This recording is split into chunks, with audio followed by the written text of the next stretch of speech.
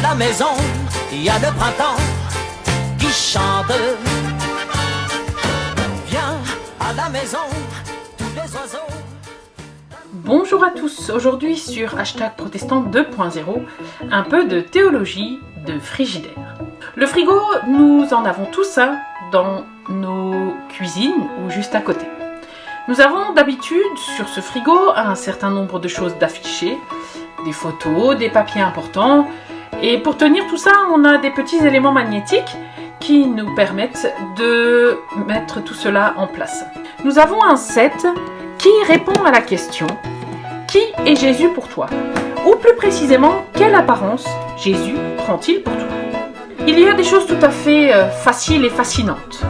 Et celui qui est mort sur la croix, qui a partagé le dernier repas avec ses amis, qui a appelé ses disciples pécheurs, et même, détail fascinant, qui était charpentier, même si je doute de la véracité historique de cette-ci.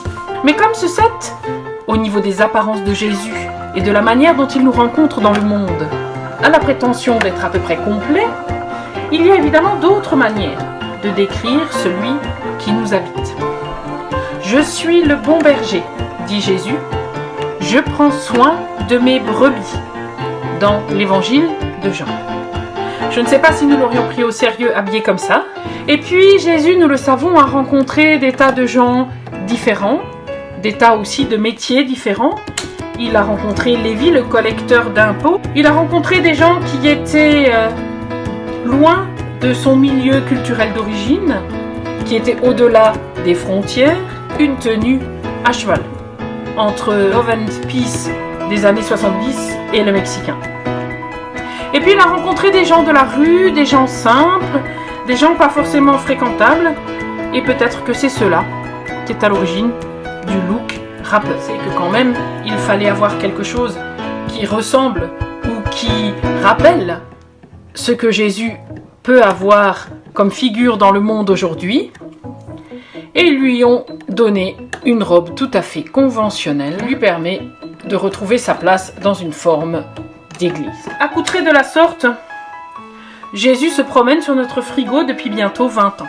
La seule chose que nous avons perdue au fil des déménagements, c'est Jésus lui-même. Nous avons gardé chacune de ses tenues, chacune de ses apparences. Nous avons même récupéré l'ensemble des accessoires qui vont avec. Mais la personne centrale du Christ, quelque part, a perdu son chemin au milieu de tout ce ramdam. Que faisons-nous lorsqu'il ne nous reste plus que les apparences? Nous les avons gardées avec tous les accessoires, inutiles, ridicules et même parfois complètement décalés.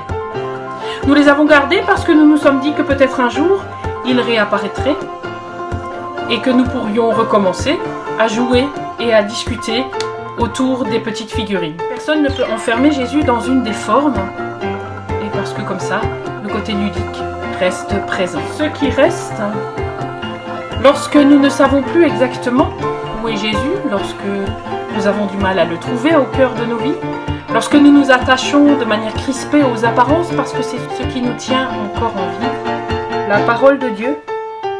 Voilà ce que ma fille a noté. Je suis Jésus, Fils de Dieu. Cette assurance que peu importe ce que nous en faisons, de bien, de pas bien, Jésus vient à notre rencontre sous toutes les formes possibles. Et dans toutes les formes qu'il prend sur notre frigo, celles que nous ne reconnaissons même pas forcément, eh bien il fait des rencontres justes, improbables, aimantes et surprenantes.